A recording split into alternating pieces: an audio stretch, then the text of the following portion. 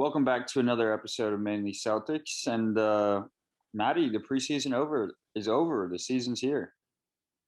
Yeah, it was obviously a mixed bag this preseason. I would have liked to be able to see Jaylen Brown for more than a game. I would like to see Marcus Smart for more than 2 games. I would like to see Al Horford for more than 2 games. Mm-hmm. But of course, seemed like not the injury bug, but getting 2 positive COVID tests. I feel like they're the only major players I've heard that got that within the last couple of weeks or during the preseason. So I'm better now, I guess, than in the middle of the season, but still definitely not ideal. No, it's not ideal to have, like you said, the only two sort of known cases right now be on the Celtics, who had such a terrible time with it last year. It's no fun. Yeah. Another thing, but there was a positive out of it, was we did get to see a lot of the younger guys play a little bit more than they probably would have, especially guys like Romeo, Neesmith, and Grant. Mm-hmm. So there was some positive from it, but yeah. So let's recap this Miami game. We were missing Rob Williams, Jaylen Brown, Al Horford, Peyton Pritchard, Marcus Smart. Jaylen Brown and Al Horford, 2 COVID cases, like we spoke of. Pritchard is dealing with the nose injury, and it's looking like he'll be wearing a mask for the first part of the season, so that'll be pretty cool. mask PP. Yeah. Rob Williams is dealing with tendonitis of the knee called jumper's knee, apparently, correct? Yeah, they call it something weird. They call it like tendopathy or something like that. But it's just tendon. It's just jumper's knee is what it is. Right. That's not ideal. No, Rob's obviously had a long. It could just be maybe a sore knee, and they're like, a lot of the others weren't starting. They're like, yeah, might as well just give him a rest. Like, it could be nothing serious at all. But from what we've had to experience with Rob in the past, obviously we're gonna be a little bit pessimistic when he's dealing with any sort of injury. Absolutely. And the final inactive from this Friday was Marcus Smart, who was suspended apparently for missing the team flight. What do you put into that, Maddie? I feel like this was something I hope, and I'm hoping this was done intentionally. I'm hoping that maybe this was a tactic by Ime or Brad to be like, okay, let's make sure. Obviously, probably what just actually happened was he just missed the flight and he's punishing him. But I'd like to think that this was a plan kind of schemed up by Brad, Ime, and Smart to help show that everyone on this team will be held accountable for their actions and kind of set a message early on in the preseason. Right. No one's untouchable. Right. But that's what I'm hoping happened. What probably happened was he just missed the flight. Slept in. Yeah, and got caught in traffic, something like that. But so it's not ideal. No, and to lose 121 to 100 is also not ideal in the last game. It was close for a while, though. It really didn't start. I feel like it was pretty close to the end. I remember I was tuning in because this was happening during the Red Sox game, right? No. It went yes. Reds. Yes. Friday, Red Sox game started at 8. Celtics started at like 6:30.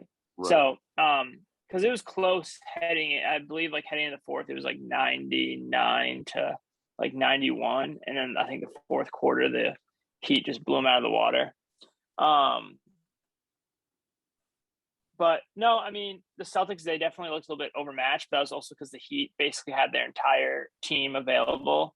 Yeah. I can't think of anyone that was inactive from that game. They were putting up an NBA caliber rotation. We just weren't. Like, that's just the fact of the matter. We had 4 of our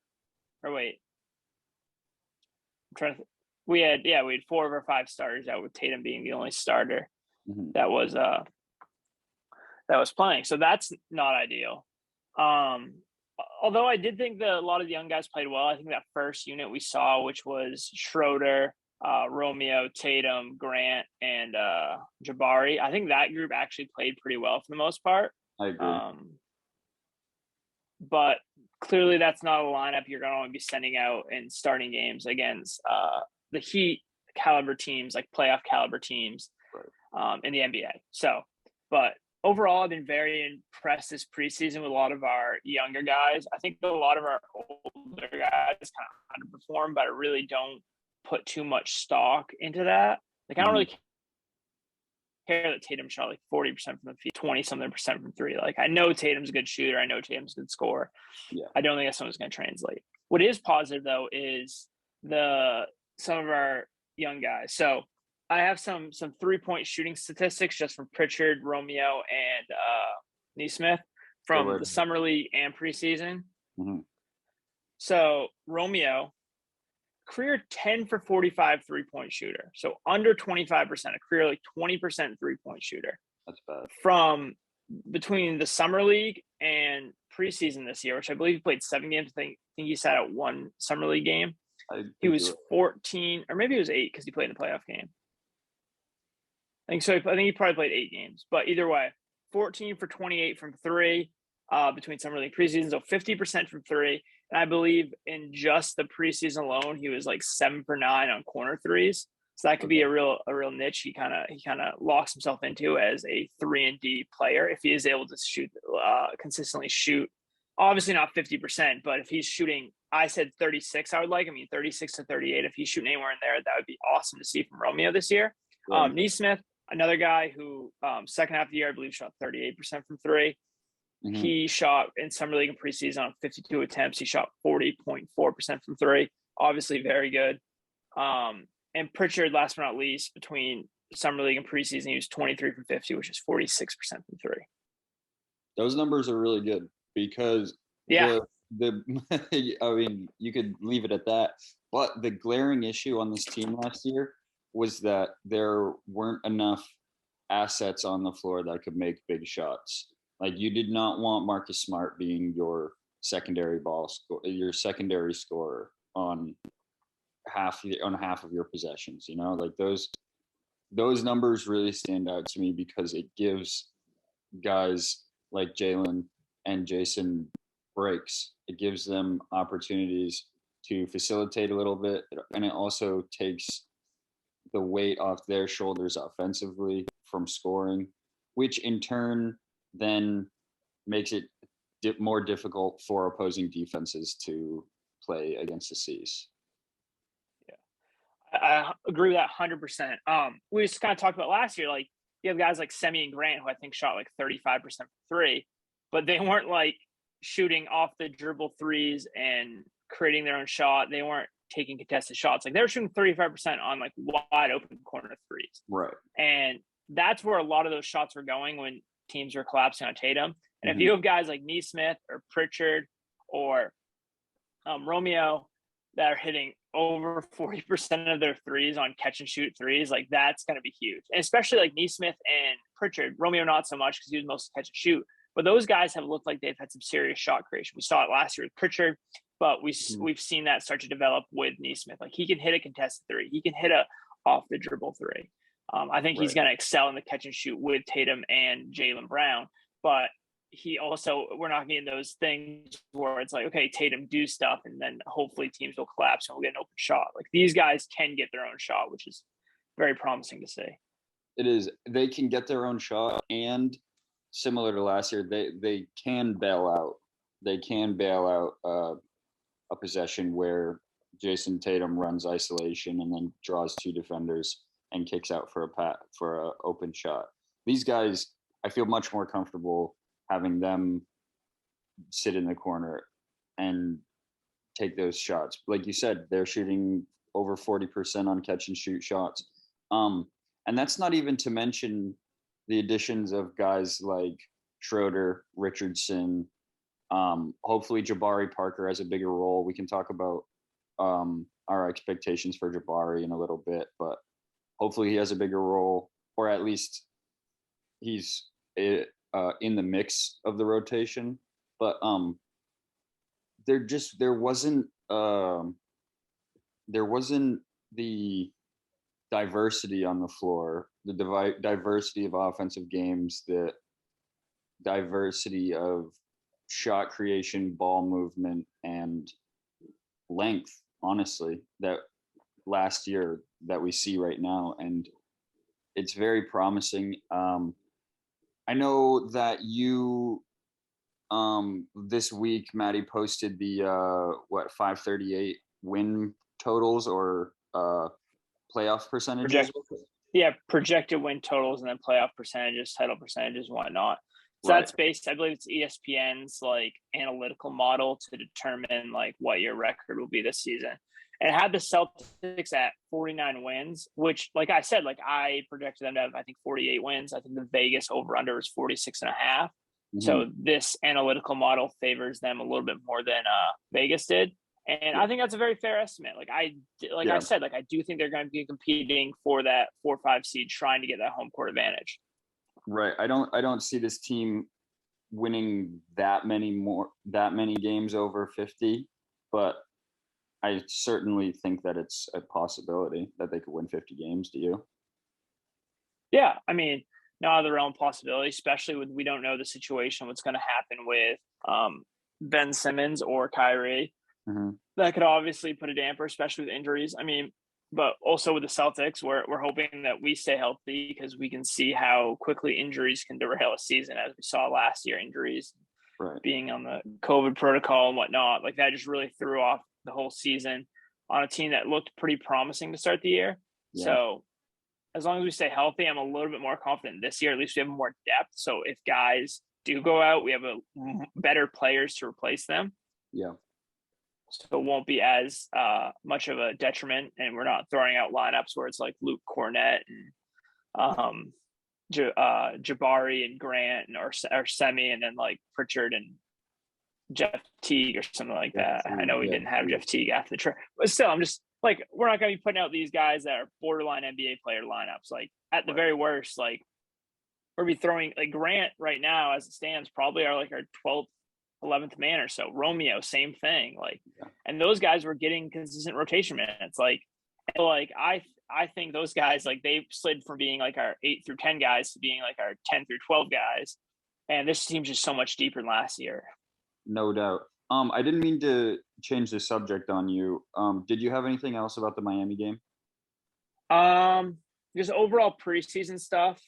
Smart and Schroeder, I do like their ability as passers. They're very willing playmakers. They're very good playmakers. Yeah. Turnovers, though, overall, it looked very sloppy. That's like something they need to cut down on come the regular season. I know it's a different kind of style offense, more ball movement heavy offense, and they're adjusting to it. But like, we're not going to win very many games against good teams with the turnovers constantly being in the 20s. So yeah, right.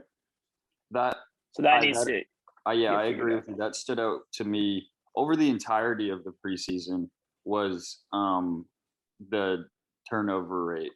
I think maybe 2 weeks ago we talked about in the first preseason game we talked about like the turnovers to forced turnovers. That ratio wasn't quite positive in the Celtics' favor, and that trend continued throughout the rest of the preseason, which isn't great. But like you said, it is a new offense. It is a new sort of play style for this group of guys. It's a team that has added 3 new pieces and the young guys have a little bit more of a role now. So you'll see those growing pains, but it is concerning. That was probably the one thing that, outside of player health, the one thing that concerned me about the preseason. Yeah, I was thinking it was going to start looking better towards games 3 and 4, but also games 3 and 4, we didn't really have the starters there for games 3 and 4. So it made it really tough to find any sort of consistency and get these guys really in rhythm with moving the ball and getting more comfortable with one another. Absolutely. So the Celtics overall ended up going 2-2 in the preseason. Just to wrap this up, the only game that they really should have lost was the Miami one, and they lost it in the fourth quarter. Do you have an issue with 3 of those games coming down to one possession in the preseason? No, I mean, I like it too. I mean, it gets, especially because the end of games, there's a lot of those young guys playing. It gets a little bit experience, like playing crunch time. Like you get these moments where it kind of builds confidence. Obviously, it can hurt it too if things don't go well. But like you have Romeo hitting that game-winning shot, I'm sure that does a lot for his confidence. Absolutely. You have these players playing crunch time moments where the pressure is up. That's going to help get them a little bit more familiar with like. I mean, a lot of our young guys have played in like serious NBA games, just because a lot of those guys were playing last year. Like we talked about Grant, Romeo, Neesmith, Pritchard. Mm-hmm.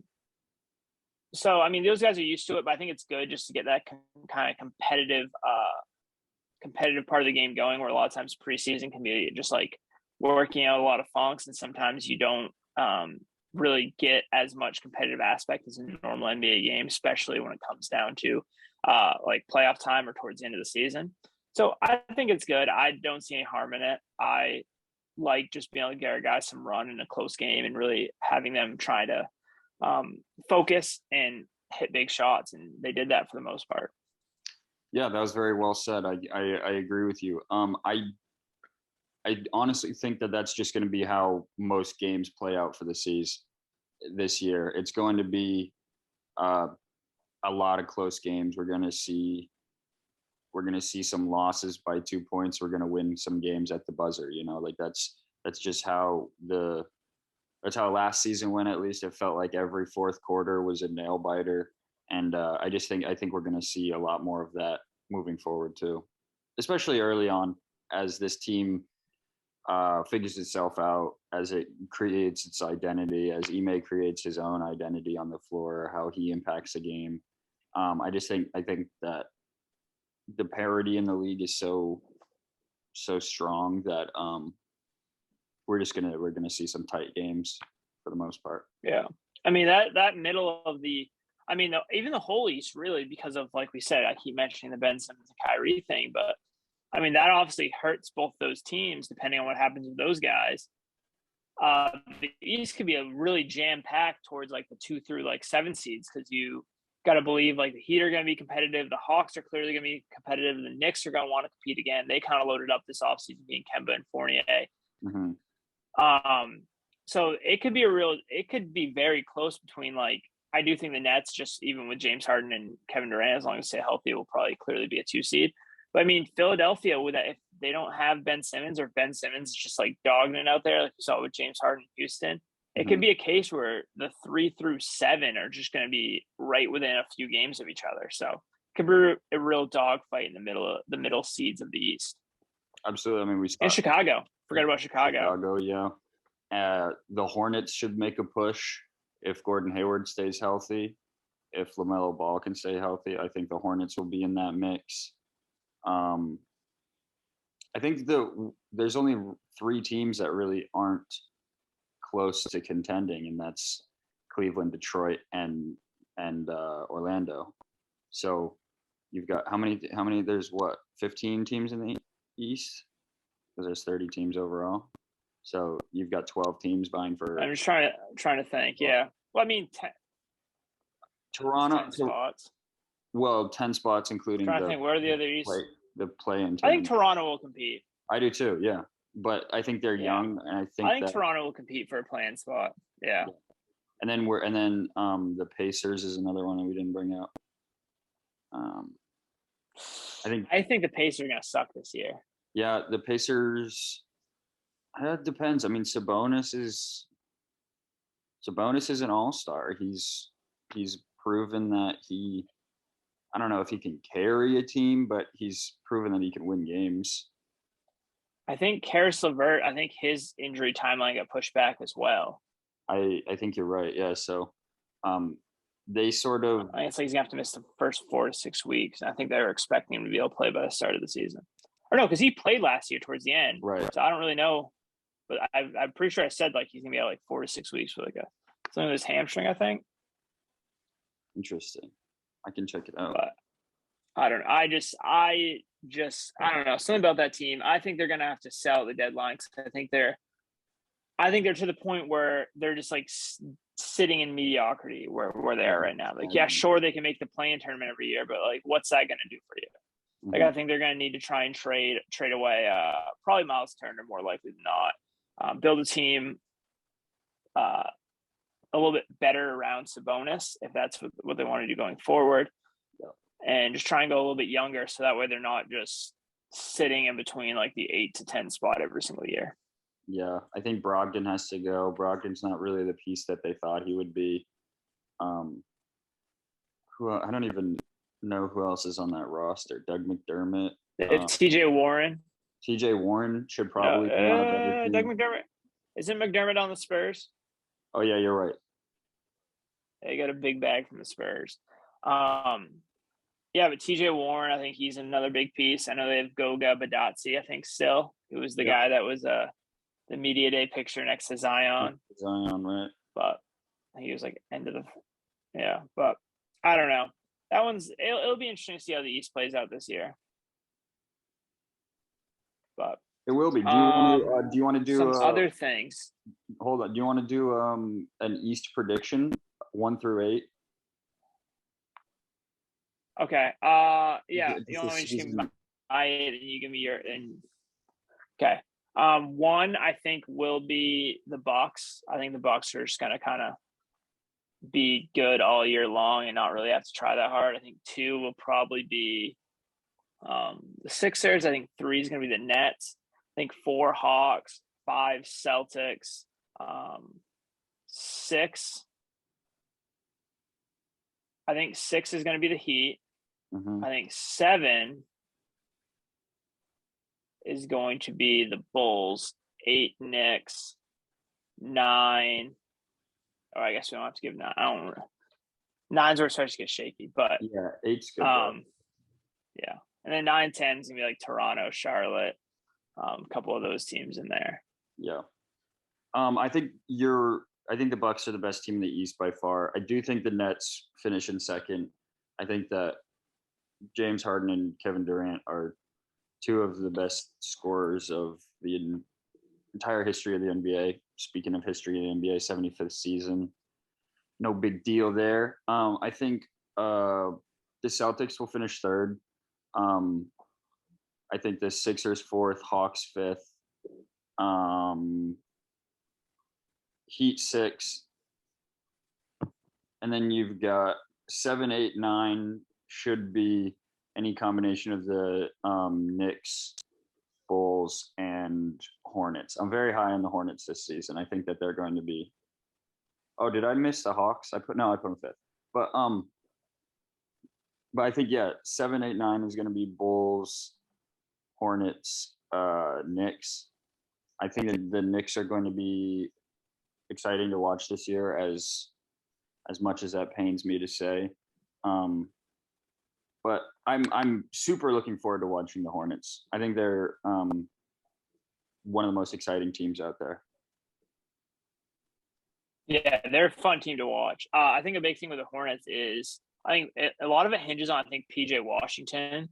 Because if he's able to play the 5, I think that gives them a seriously dangerous unit. I don't think he'll start as the 5. I think that he either starts at the 4s, comes off the bench, probably more likely off the bench with Hayward and Bridges at the forward positions. But I think if he's able to come in and play a lot of small ball 5, I think that provides a 5-out offense that could be very dangerous. He's able to guard some smaller centers in the league effectively and be able to rebound. That could turn them into a very dangerous team, a very versatile team. Yeah, I 100% agree.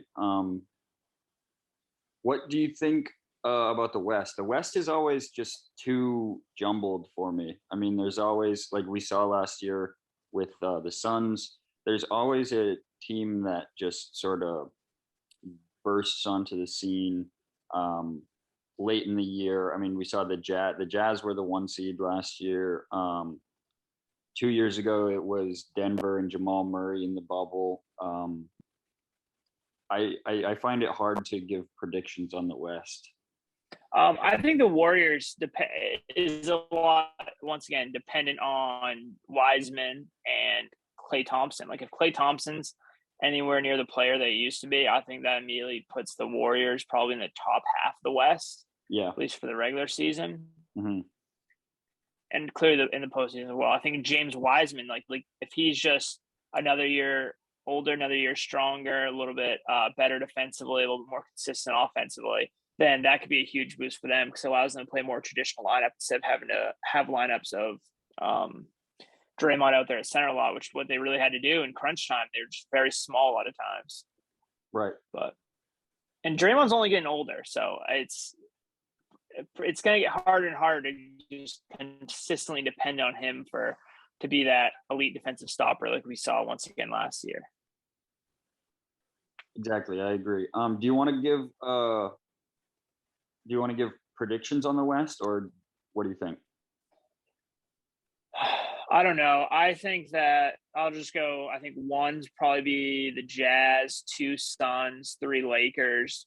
I think 4 Nuggets, 5 Warriors, 6. Who am I forgetting? The Clippers. 6 Clippers, 7. Let's go 7 Trailblazers. I think the Grizzlies are gonna have a dip this year. So what playoff team am I forgetting about? The Mavericks. Yeah, I'll go like 8 Mavericks. That seems right. Okay. I don't know. Like I just don't think the Mavs are very good. Like Luka's as good as he is. Like I think he's the favorite right now to win MVP. Like I don't see it because I think the team's just not good at all. So I don't know how you win MVP with your team being like likely an 8 seed or 7. I think at best they probably finish as the 5 seed. Yeah, I think if the if the Mavericks end up being the 4 seed and Luka's averaging 34 points a game, then he'll be MVP. I think that's the only route for him. But that's pretty fucking hard to do with the team that they. Yeah, he's gonna need like a 30-point triple. Yeah, he's gonna need to average like a 30-point triple double on good efficiency in order for that team to be one of those like top 4 or 5 seeds. Yeah, right. I don't know if Utah's gonna have the same type of year. I think what is it, Quinn Snyder? I think he's a great coach. But I don't know if they're gonna repeat the same success. I think Phoenix is the 1 seed. The Lakers are the 2 seed. The Nuggets the 3 seed. Utah 4. Clippers 5. Warriors 6. Blazers 7, and then I'll put Memphis in there. I think that I put Memphis at 8. I think that Memphis really tried this offseason to clear some cap space to sign a big name guy, and they missed. But I do think the addition of Steven Adams and Eric Bledsoe, I think the addition of those guys are going to be helpful to that team. I think John Morant's really going to benefit from that. Didn't Eric Bledsoe get traded again? Maybe. I have no idea, dude. The Grizzlies, I have no idea who's on their team anymore because they made like 10 trades this off. And I think a lot of them weren't. Yeah, like you said, they were to clear cap space. I don't necessarily. Clippers. Yeah. So. Yeah, that's what I thought. Yeah. Yeah. So I don't even know who's on their team. I know. I know they cut Chris Dunn. Yeah. I saw that the other day. I did see that. Yeah. No, I don't think Steven Adams is that. I like Steven Adams, but I think that if you're gonna have Steven Adams as your starting center, you're gonna one, have super good spacing around him, and 2, you're gonna need to have a team that's already pretty solid defensively. And you're going to need a guy who can be that small ball 5 because he can get played off the court because he is pretty slow. He doesn't really provide a lot of spacing. He's really good for those bigger physical centers.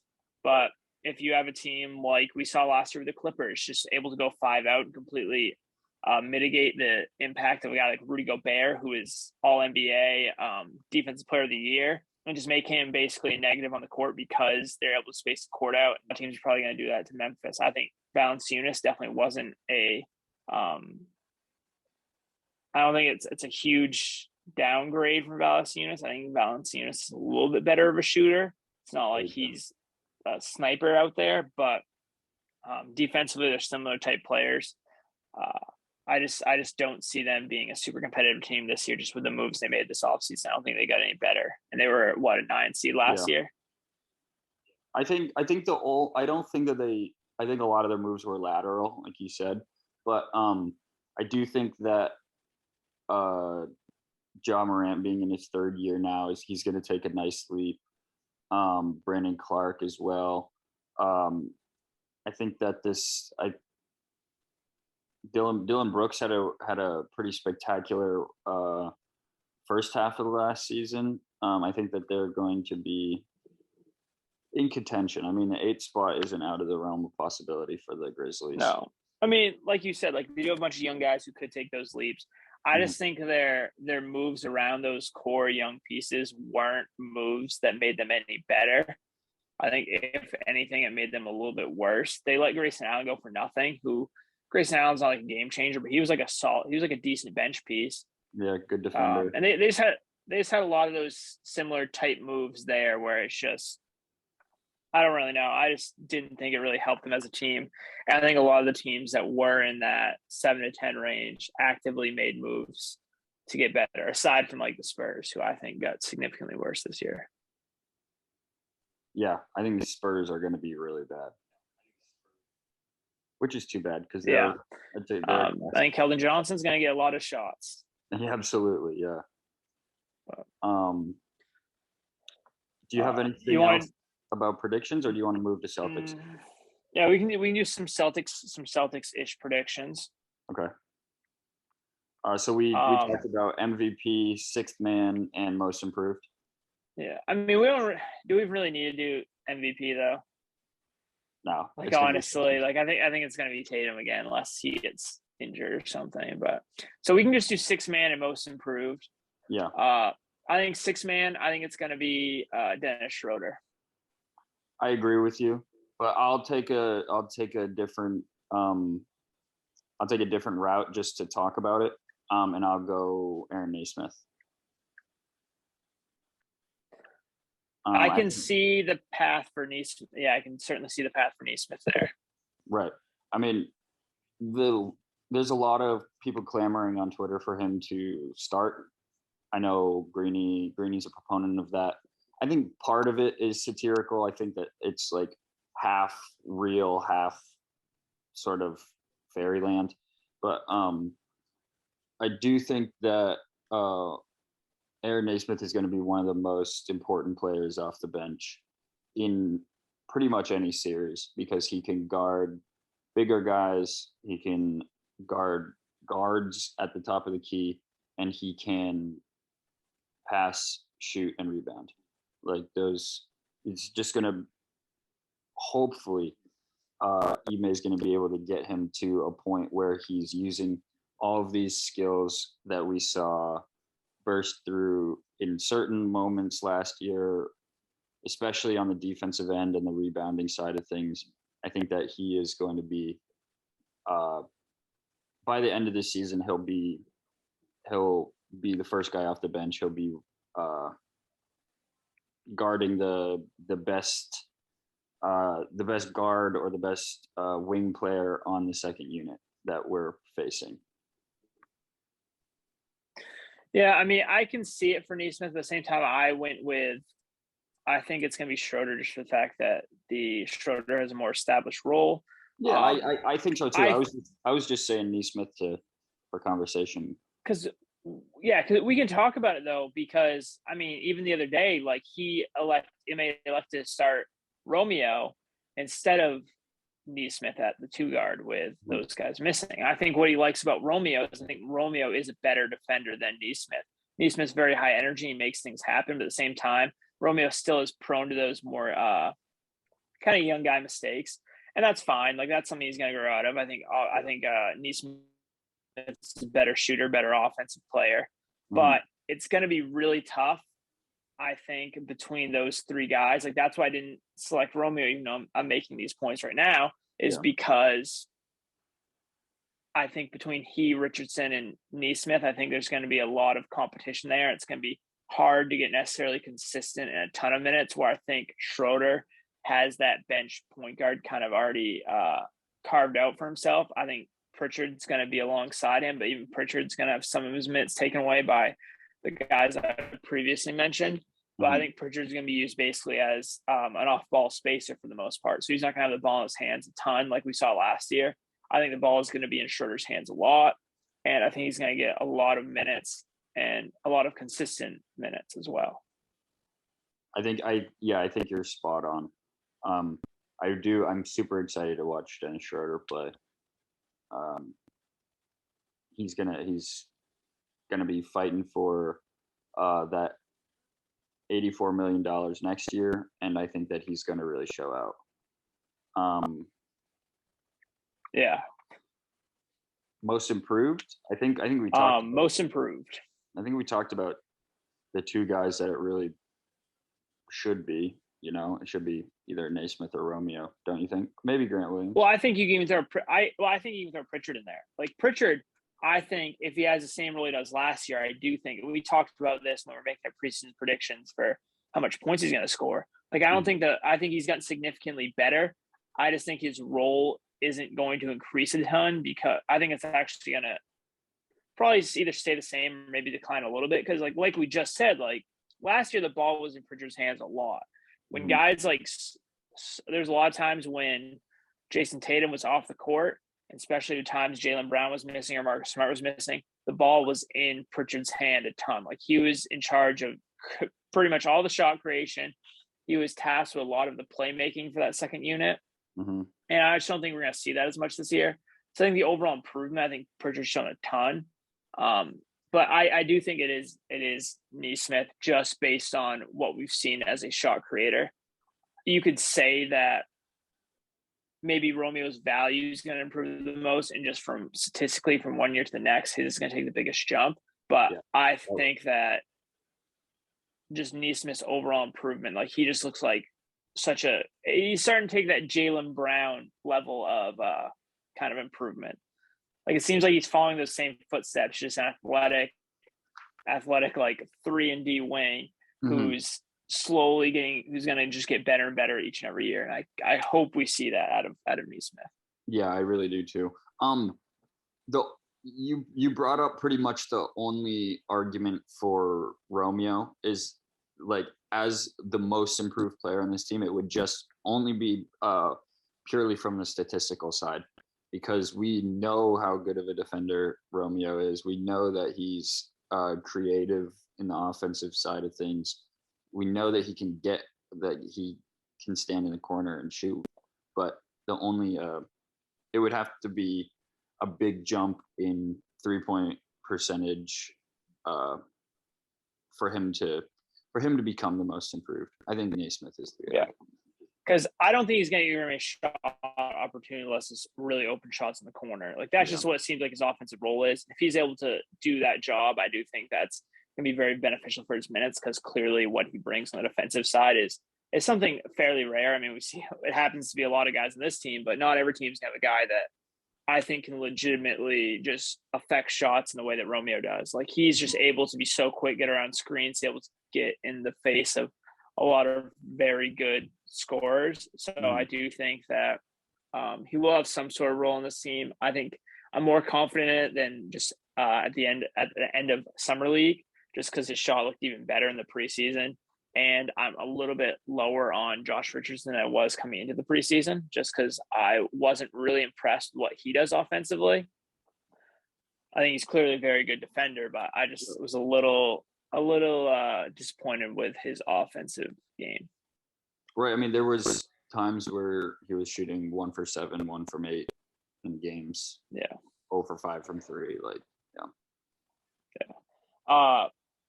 So those are our 2 picks, our preseason awards. Those are the only ones we really can talk about. I mean, we could say Depoy, but even that one's going to be tough. Rob or Marcus, I think you could even put Al in there. I think Al's versatility is going to be really important to this team defensively. Yeah, that is a good point. I think that's a great point. But I think it's probably between those 3. Just a couple more things I want to talk about and get your thoughts on. So, obviously, I think they said doubtful Al is able to start on like the opening night. Right. Because of, I think it's questionable whether or not, or borderline whether or not he's going to be able to clear protocol by then. Right.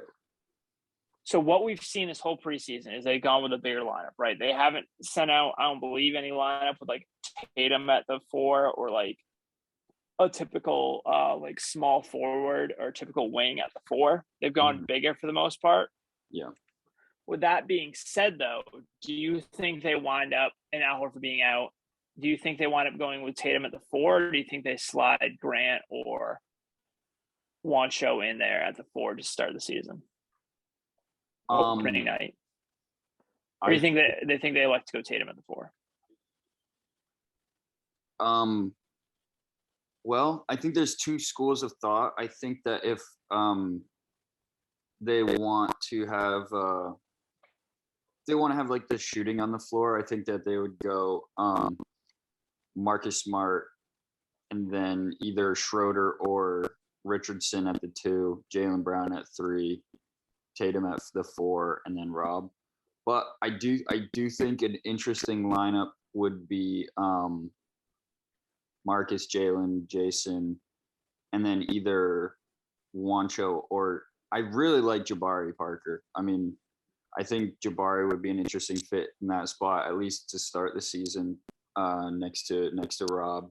Sort of small, unfortunately, there. But you're playing the Knicks. The Knicks only like Julius Randle. Yeah. I think and that's on. I mean, what that's Julius Randle's like 6'9"? Part of the he's like 6'8", but he is not like a small 6'8". Like he's 6'8". No. He's gonna be trying to play bully ball the entire time if he gets a smaller defender on him. That's like part of the reason why I found it interesting. Because like I said, like they have done it all preseason. There's been no lineup.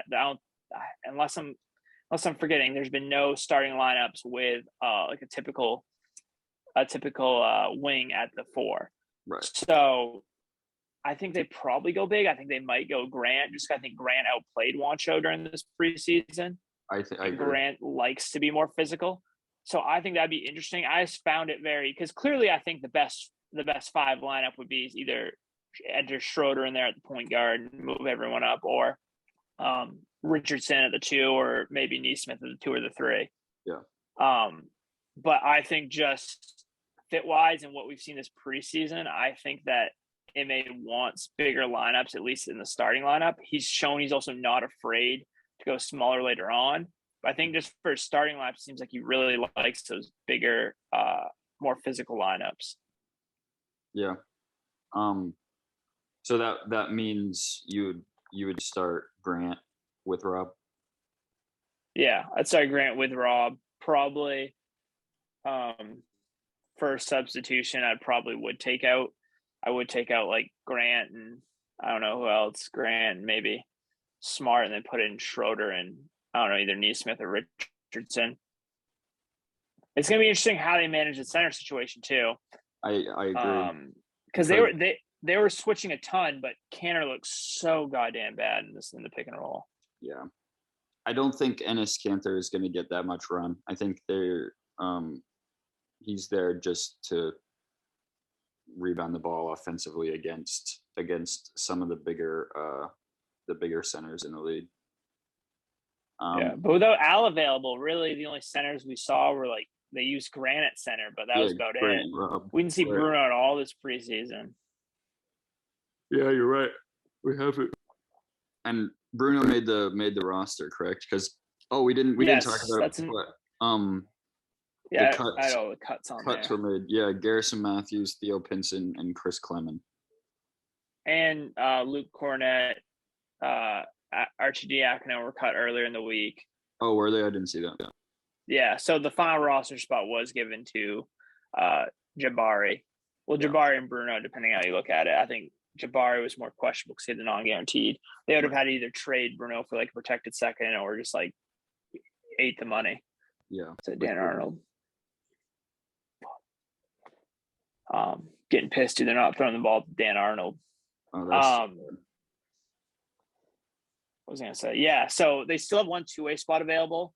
It'd be cool if they decided to sign like Theo. I like Theo Pinson when I saw him. He wasn't very effective, but he was flying around, really, really hustling and trying. Mm-hmm. But I think more likely than not, they'll probably wait till all the cuts are made, and then they'll take one of the guys that were cut that they like the best, that they think can provide the most, and add them to the roster.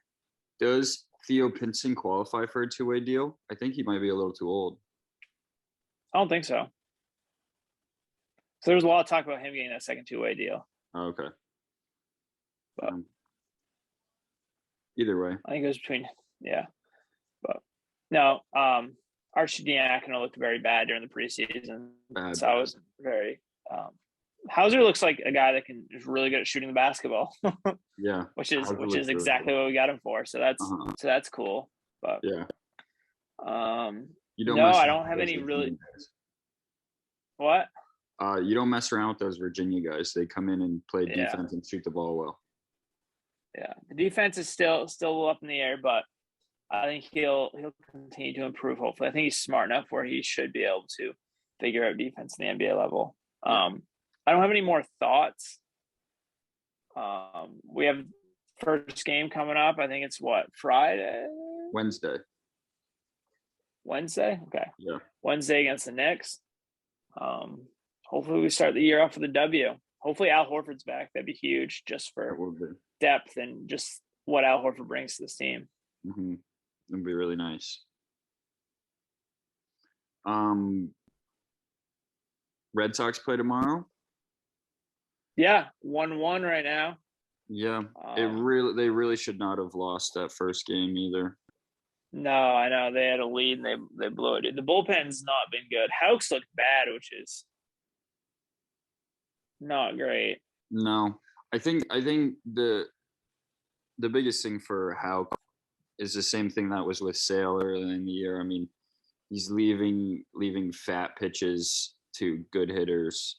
I mean, I know Correa hit the ball that he homered on. It was at the very top of the zone, but I mean, still center cut for a top 15 player in the entire MLB. So, at least the bats came alive last night. Who hit the home run off Robles? Was it Correa? Yeah. Oh, that was the Correa one. Yeah. Sorry. Yeah, because I was going to say, I was like, because I remember. Yeah. Because Correa's one where Robles, I think, was like throwing all fastballs and they just weren't touching him. They decided to throw a changeup like 0-2 or something like that, or 0-1. I think he was ahead in the count and threw a changeup and he just got dicked on. So it's like, okay, maybe should have kept going with what's working, but so I'm hoping we get a good performance. Who is Erod, right? Is it Erod or Pavetta? I think it's Erod. Sales look so bad. Holy cow. The thing is, Sales only pitched like 60 pitches this series, and he should be able to go at least game 6. Game 5. No, game 5. Yeah. I don't know though if I want him pitching a do or die game by the way he's thrown. I get that he's Chris Sale, but holy cow, he just looks so bad. I mean, he only gave up one run in game 1? Yeah. Because Houck gave up. No, he was out. He was out by the second inning. Was he? Yeah. What do you mean? I know he was in the Tampa series, but I don't think because it was 3-1, and then 3-3. That's when Houck gave up the home run to tie it, and then Correa hit the go-ahead home run.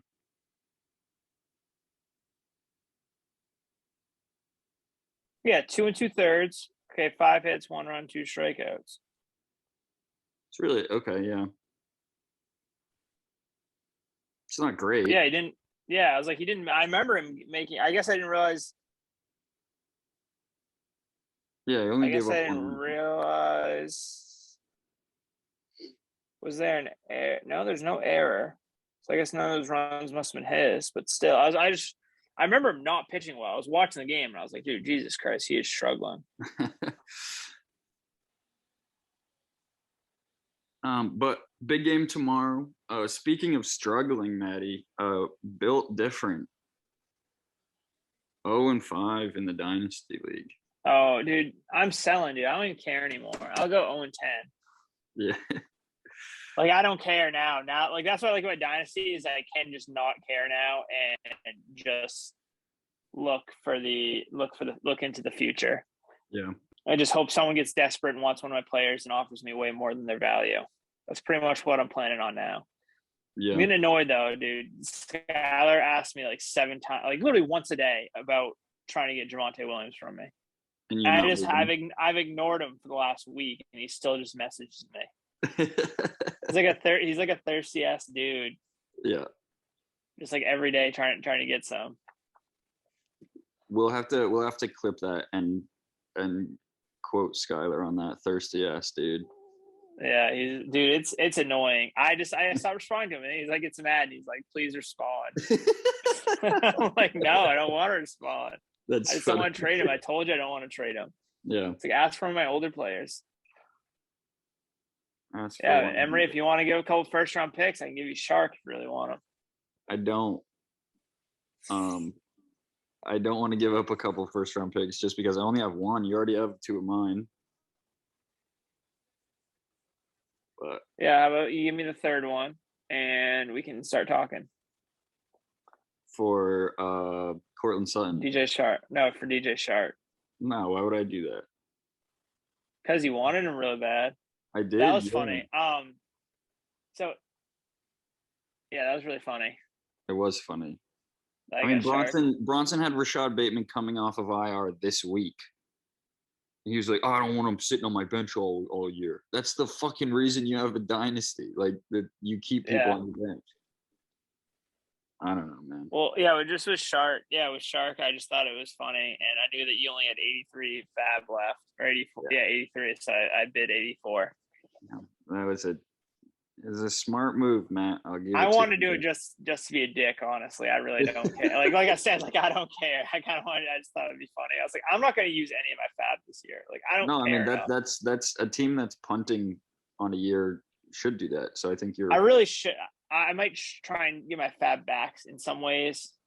Because I do, like, it would suck. Like, I just think of, like, Arian Foster a few years ago. Yeah. Like, if there's a guy that's, like, a young guy that just, like, comes out of nowhere and then becomes, like, a stud and everyone's like, oh, maybe I should get him. Like, I do want that spending power. So maybe I'll trade you DJ Shark for your 83 fab. Well, now that I missed on Shark, I want to sort of keep mine.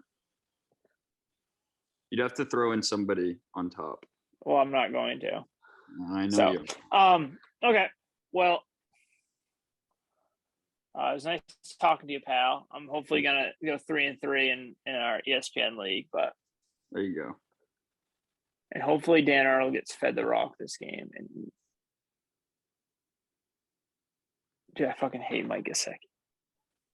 Is Mike Gesicki going crazy? He's going pretty crazy. He had a decent game already, and he just had a big catch right there. Nice. So, okay. Well, see you, pal. All right. See you, buddy.